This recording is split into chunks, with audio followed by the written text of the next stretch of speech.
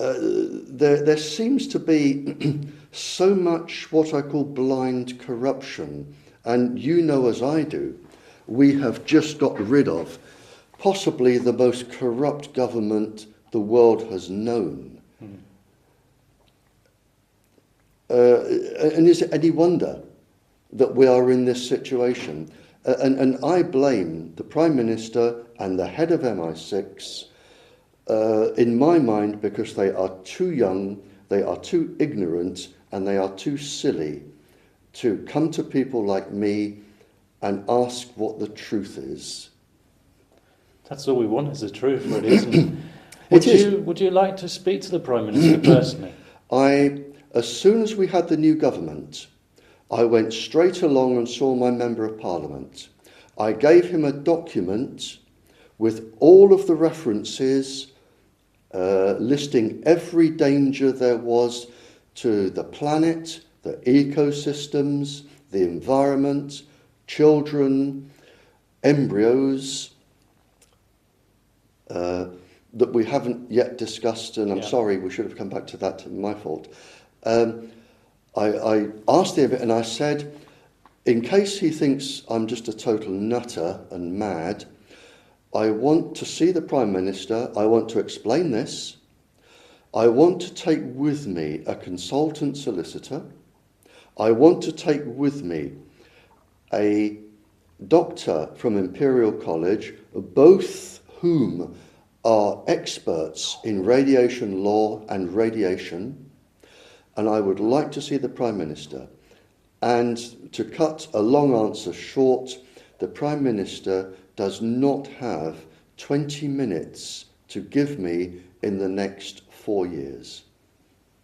And I think that is pathetic, absolutely pathetic and disgraceful. I agree.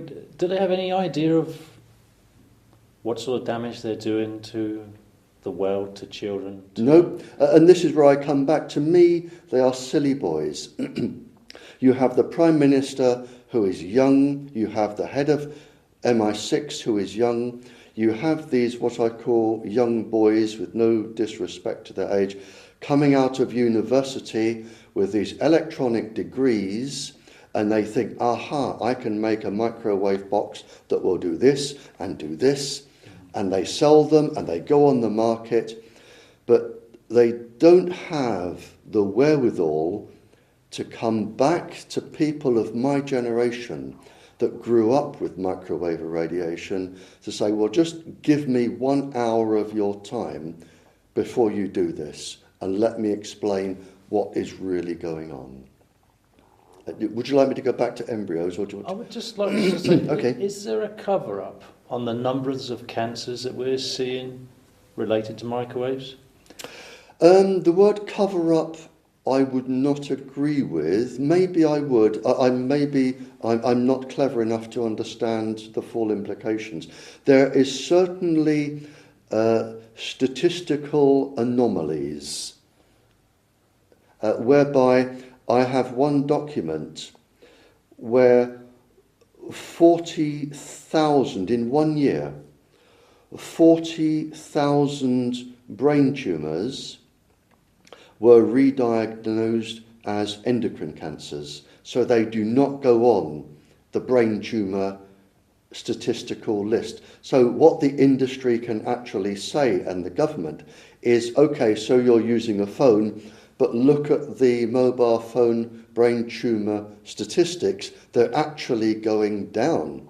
And I know one person that said, this proves that they're actually preventing brain cancers. That is most definitely a statistical anomaly. Yes. So 40,000 brain tumours in the UK are reclassified. Whether they're in the UK, the document didn't say. It probably did, but it's a huge tome. And I cannot be sure whether it was one country or several countries. I just know it's from a brain tumour registry. And I just know that 40,000 are being reclassified as endocrine cancers, and the brain tumour registry is horrified by this, but I could not be specific whether it was just one country. Okay. And that would obviously skew the statistics. If those 40,000 brain tumours are in the stats, it would be fairly blatantly obvious to most people that mobile phones are causing brain cancers. Oh, it's only half the story. If you look at some of the studies where they have shown that there are no cancer rises from transmitters or mobile phones, what the industry and the governments are very, very good at doing is they will do a study, they will write up the study, they will give it to the press. The press will publish it. What they do not do is what I have to do. If I write a research paper, for instance, I've had one, I've just finished one. You then send it to an independent magazine for peer review. The independent magazine, they have said to me, we will now take about 8 weeks with our experts to go through every word, every reference. If we deem it okay, we will publish it. If not, we will send it back for something to be rewritten.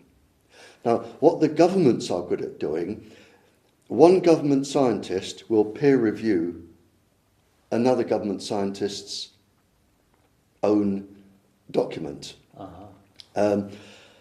Or a government will go to a university with specific instructions for the university to carry out a specific experiment. But what they do not do is send these experiments to an independent top-level magazine like Nature and say, we found this, will you publish it? What they will do is they will give it to the press. The press bring it out the next day. Cancers are going down. Mobile phones are found to be safe. But then when you get hold of the paper, and this was one particular experiment on mobile phones, and you find they discounted everybody under a certain age. They then discounted everybody over a certain age. They discounted people who used mobile phones for work. They discounted people who had two. They discounted people for some other reason. And in fact, you ended up with this particular paper, you only ended up with 16% of the total people that were being tested being on the statistics. And then when you enlarge this 16%, it's like saying, we've looked at 16% of the people in Germany and enlarging it for the whole population and saying, cancers have gone down. It's easy to, you can manipulate statistics until you go blue in the face. They're so easy to mess around. But what they will not do is send their results to a magazine, a world-leading magazine like Nature or Scientific America or Scientific American Mind, and have them independently peer-reviewed and published, like I have to do. Yeah. So in other words, you're saying, A, they rig the experiment, or make the experiment very favourable for themselves, and B, they cherry-pick the statistics. Not necessarily. There are some genuine experiments that have shown that microwave irradiation has not been shown to cause illness. And I can explain this. We're in Germany now. If I made every single person in Germany smoke 20 cigarettes a day and drink 10 pints of beer a day, some people would have no effect, some people would have some effect, other people would be violently ill. People are not homogeneous. They do not all follow the same path. And so you can concentrate on people. There will be experiments where the majority of people have not shown an ill effect. But when you look at all of the experiments, in fact, we looked at the World Health Organization database a couple of years ago on all of the experiments. the ones that showed nothing and the ones that did show things. And the overall result was that 80%, 8 out of 10 of the papers on the World Health Organization database showed from low-level continuous microwave irradiation cancers, an increase in cancers for people living near transmitters, microwave sickness, and neurological problems. 8 out of 10. And there will always be experiments done properly that show nothing. But overall, 8 out of 10 do show something. So if the WHO's own library of research shows that 8 out of 10 studies confirm that mobile phones, Wi-Fi, cordless phones, etc., are dangerous, what is their stance then? The World Health Organization were challenged by the European Parliament to make a decision on the health of the world concerning all of this. And in the written reply, which I have from the European Parliament, the World Health Organization said that they will not comment on the effect on adults until 2015. They only started studying children in 2009, last year. So they will not be able to comment on the effect on children, possibly for another 15 to 20 years. So the World Health Organization will say nothing on adults until 2015 and nothing on children probably until 2020, 2025. So there is absolutely no guidance from the WHO. So the implications of that are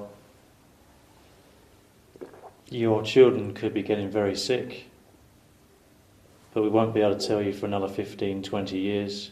Absolutely. Good luck. Absolutely. Yes, you're absolutely correct. Yep, that is it. Kind of startling, really, isn't it? It is so horrific that if it wasn't real, if somebody wrote a book on this, I would say this is so stupid, you could never make up a story like this.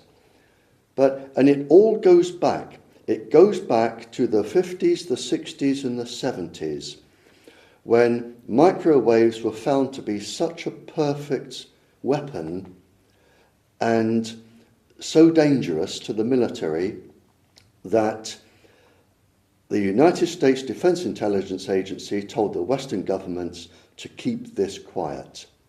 And they did. And this is why we have this.